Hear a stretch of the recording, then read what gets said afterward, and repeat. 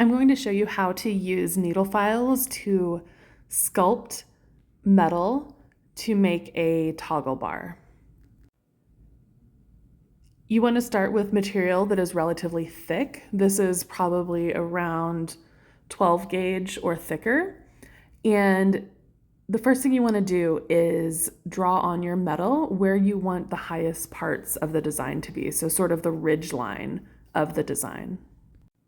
Next, secure your metal in a ring clamp and then use a half round needle file to file from both the left and the right sides up to that line you drew.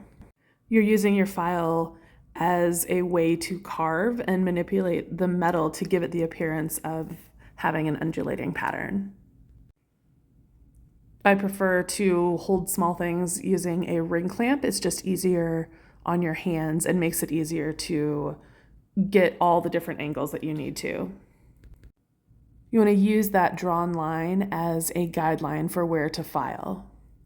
You can see here the edges have that scalloped, undulating look. Next, you'll want to go in with a finer cut half round needle file and refine these curves.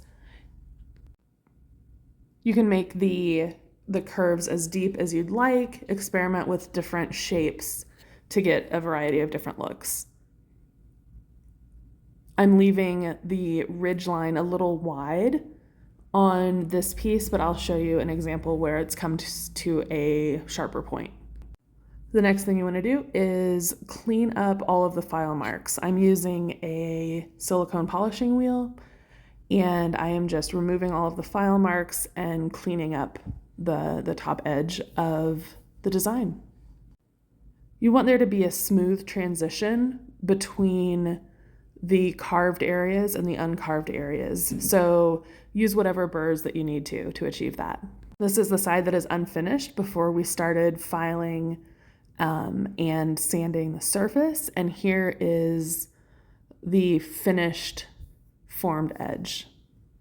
When you apply a patina, it will really highlight those undulating surfaces of the metal.